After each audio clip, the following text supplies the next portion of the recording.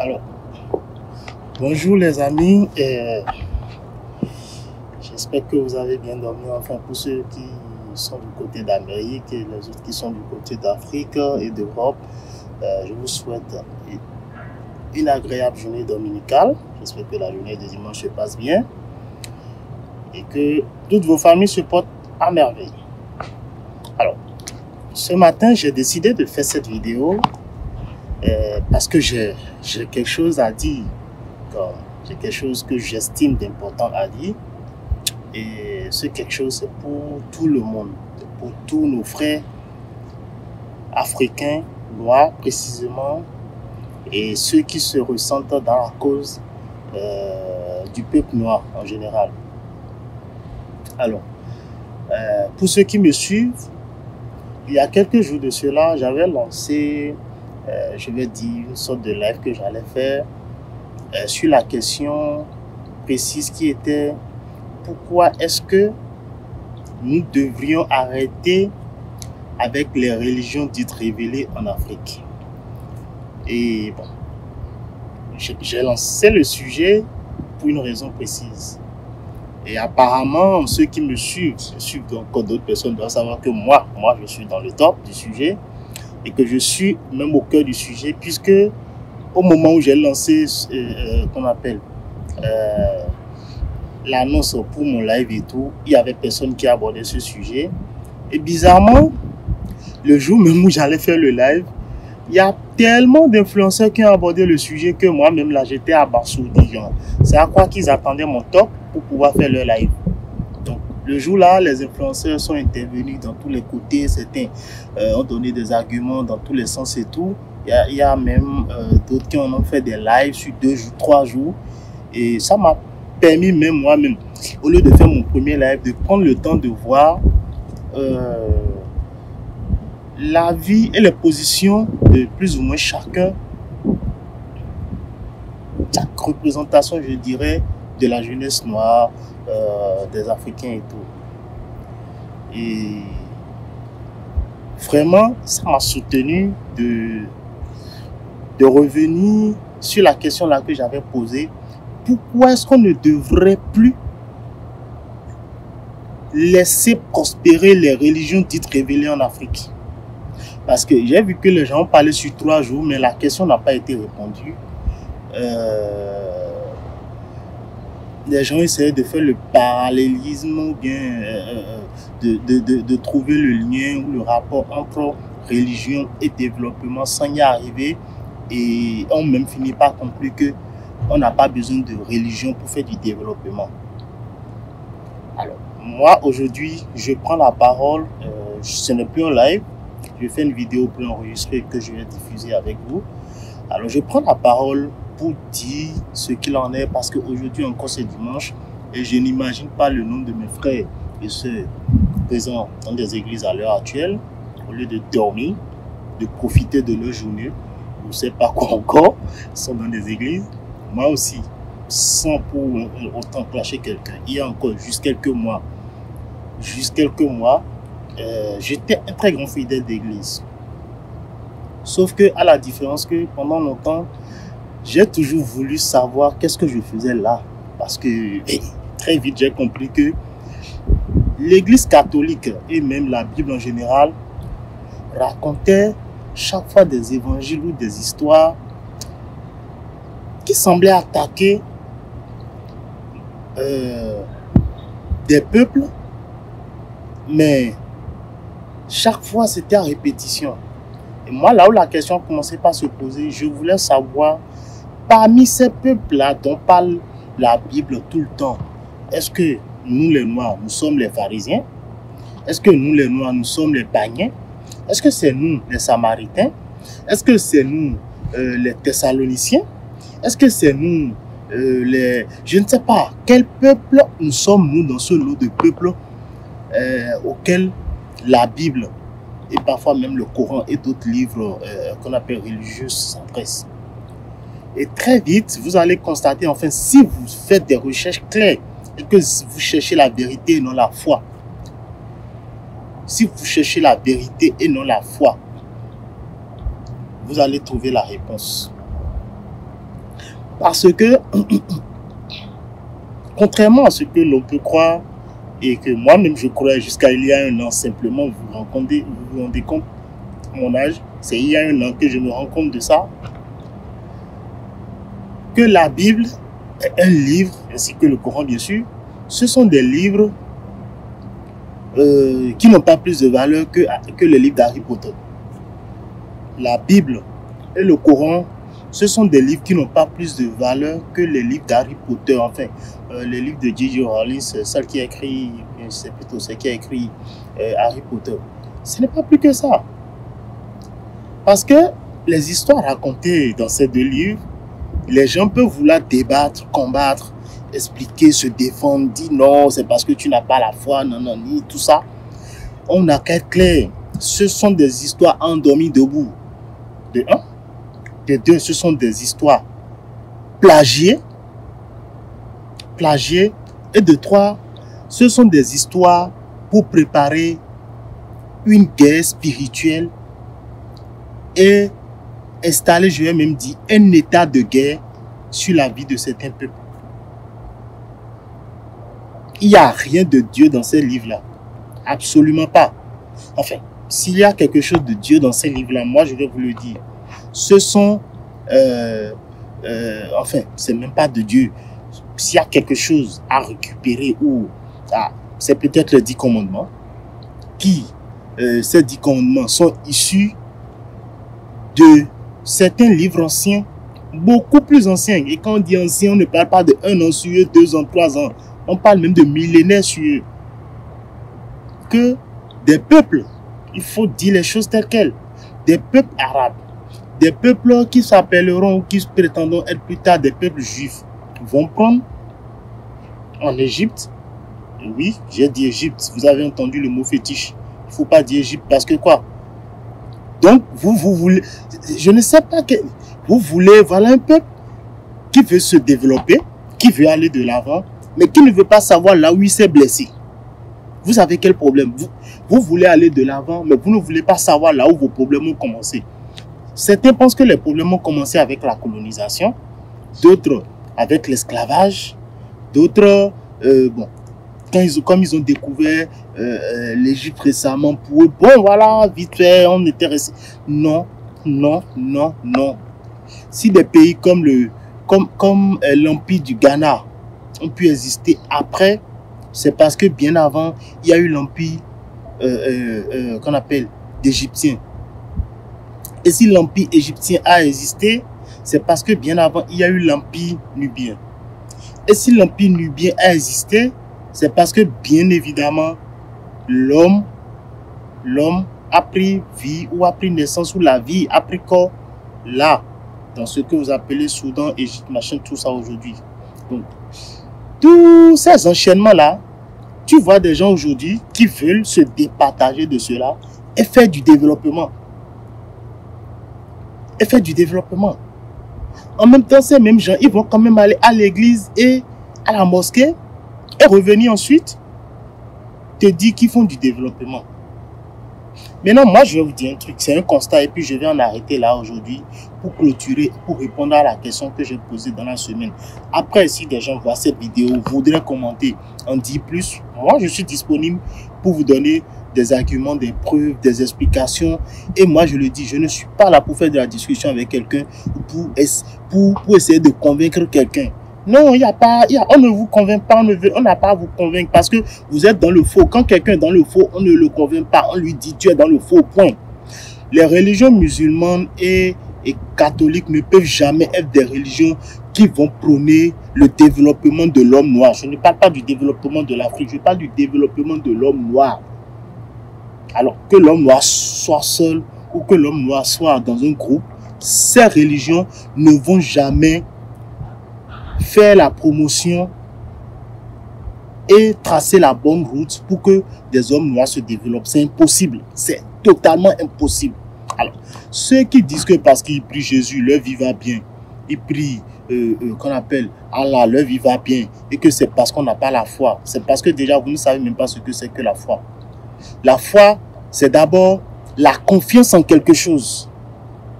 La confiance en quelque chose. Et on a confiance en quoi? On a confiance en quelque chose qu'on peut vérifier. Si tu ne peux pas vérifier quelque chose, tu ne peux pas avoir foi en ça. Point final. Fermez vos bouches, il n'y a pas de truc là. Si vous ne pouvez pas vérifier une information, un événement, vous ne pouvez pas avoir confiance en cet événement ou en cette information, alors pourquoi est-ce que vous voulez avoir foi en Jésus qui vient sur la terre sans père et qui meurt et qui revient et qui repart avec sa Marie qui tombe enceinte? Quand même. Et quand on prend tous ces faits-là, ok, on suppose que ces faits-là auraient pu se passer. Mais ces faits-là ont deux particularités. Que ce soit dans la Bible ou le Coran, ils ont deux particularités. Première particularité, nous n'avons pas de preuves, vraiment pas de preuves, vraiment pas de preuves, pas de preuves fabriquées.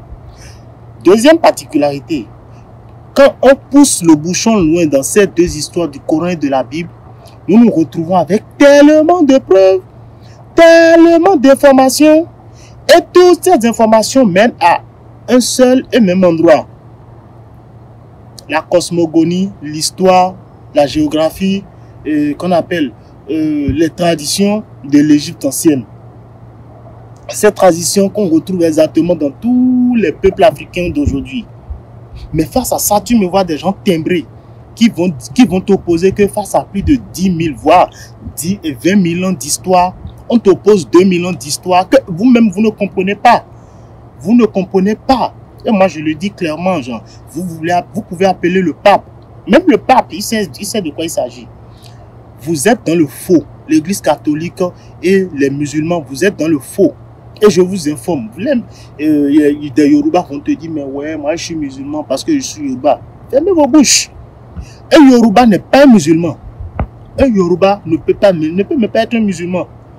D'accord? Vous êtes musulman et catholique parce qu'à un moment donné, on a beaucoup fouetté nos grands-parents et ils ont dû abandonner. Ils ont fait allégeance.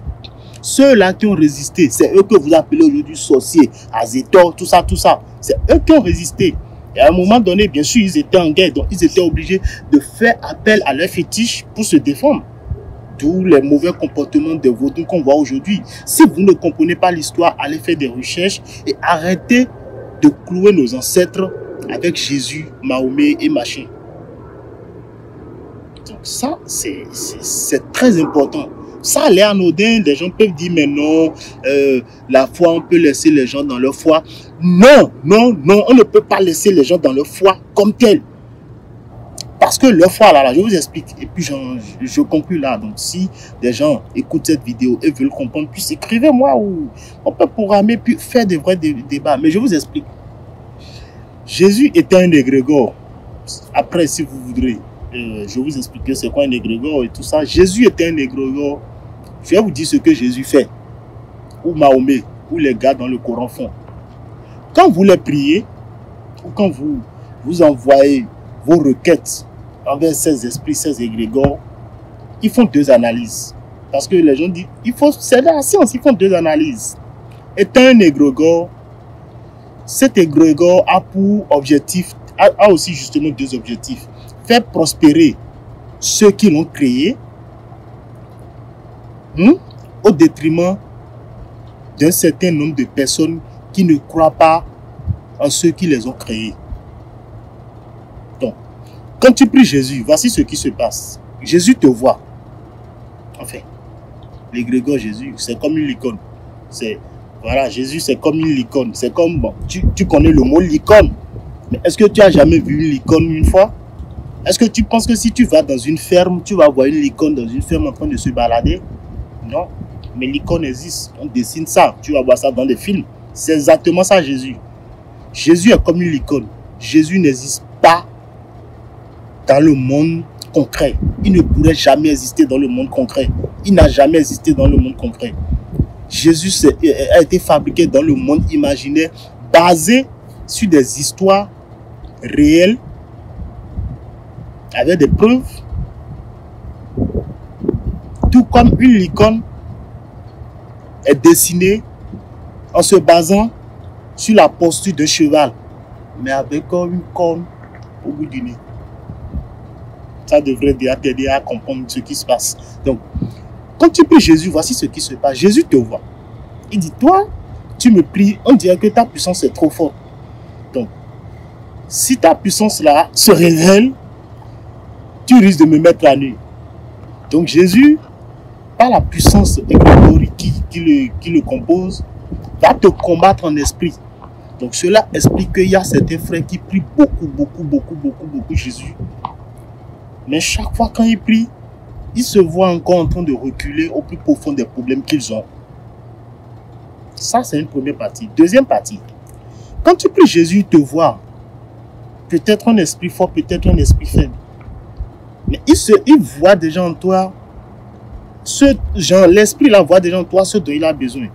Il est capable de te faire prospérer justement toi, pour que toi tu sois un témoignage à sa gloire pour ramener encore plus de personnes.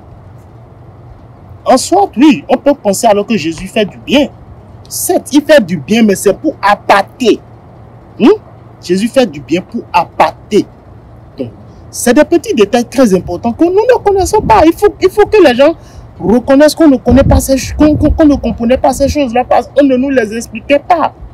Parce que ouais, il ne faut pas parler de ça et tout. Et les États ne doivent pas parler de religion.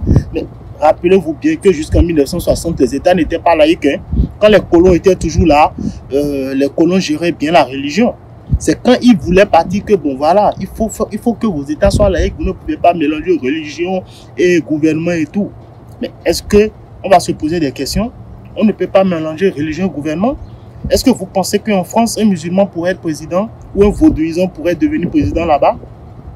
Est-ce que vous pensez que en truc là, en Chine, un arabe ou un moine bouddhiste, même à côté de l'Inde, peut devenir président en Chine ou bien empereur chinois? Et c'est n'est qu'en Afrique qu'on peut importer des croyances d'autrui pour venir être dirigeant ou venir se présenter comme grand entrepreneur et tout. Et vous ne voyez pas qu'il y a quelque chose qui ne va pas là? Nos prêtres, nos imams, tout ça, ils ne répondent même pas, qu'on appelle, à l'autorité de nos dirigeants. Enfin, ils y répondent de manière polie et tout, mais ils ne reçoivent pas leur ordre hiérarchique de leurs dirigeants. C'est impossible. On ne peut pas, en voulant développer un peuple, certains parmi le peuple sont noirs, et je dis noirs, certains parmi le peuple croient en Allah, d'autres croient en catholique, d'autres protestent. Ok, quand on prend une décision ensemble là, comment on va respecter ça? Qu'est-ce qui nous relie? Rien. La seule chose qui peut nous relier, ce sont nos identités culturelles. Et on ne peut pas faire d'identité culturelle sans nos traditions. Et les traditions sont les religions. Et aujourd'hui, on a volé nos religions pour nous glisser des religions qui nous vampirisent. Point final. Si quelqu'un ne peut pas comprendre cela, on n'a rien à se dire. Tu peux me retirer de tes amis Facebook, me bloquer de partout. Quand tu me vois dans la rue, dépasse-moi. Moi, je n'ai pas parlé avec des gens vampirisés. Oui, moi-même, je l'étais. Et je suis sorti de là, genre, je sais la joie que j'ai en moi depuis que je sais que je n'appartiens pas à Jésus. Tu te rends compte? La joie que j'ai en moi depuis que je sais que je n'appartiens pas à Jésus. Franchement, c'est plus que même de l'argent qu'on pourrait me donner. Donc, réfléchissez. Acceptez la vérité. De la même manière que vous pensez que vous devrez accepter la vérité des religions et dites révélées, enfin, catholiques, musulmans, tout ça. Acceptez aussi la vérité qu'on vous dit. Et mieux encore, la vérité qu'on vous dit a beaucoup plus de preuves et de faits concrets que tout ce qu'on vous raconte. Je ne sais même pas. Tu vois même des gens qui sont allés à l'école, qui face à la science t'opposent la foi absurde. Tu n'as pas de... Comment ça? Est-ce que... Comment on est frère? Parce que moi je vous le dis, peut-être que je suis personne, ou encore assez personne pour le dire, mais tant qu'on sera là, à prier Jésus, à prier tout là, on va chaque fois faire 2 pas devant, 3 pas derrière. Et ça, c'est clair. Moi, je ne vous dis pas d'aller faire du vaudou. Et c'est ça aussi, c'est aussi ça. C'est aussi ça. C'est pas parce qu'on dit de ne pas aller à l'église ou de ne pas respecter ces histoires de mosquées là qu'on vous envoie vers le vaudou. Ah non, là, non. Alors là, non. Un petit scoop et après, j'en passe.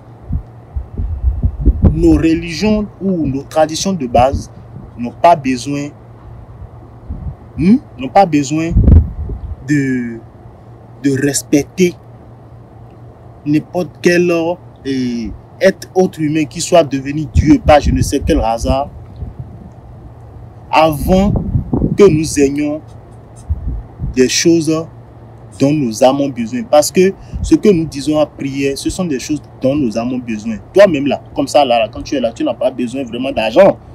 Enfin, tu as besoin d'argent pour payer ton loyer, tout ça, mais est-ce que tu as besoin d'argent, genre, pour le porter ou pour... Non, ça c'est justement l'organigramme Jésus-Christ, Mahomet, tout ça qui nous envoie aujourd'hui maintenant vers l'argent. Et ça, c'est un autre sujet, on va en reparler une autre fois. Mais une chose est sûre, croyez-moi, vous me connaissez, si vous me suivez depuis fort longtemps que moi, je dis ce que je pense exactement sans faire des contusions.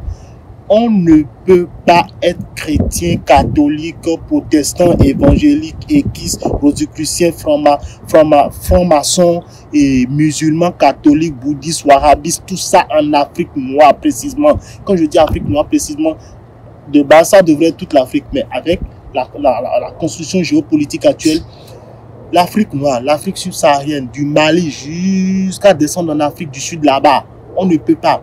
Parce que, croyez-moi, tant que vous ferez ça, vous n'aurez jamais assez de courage pour vous développer.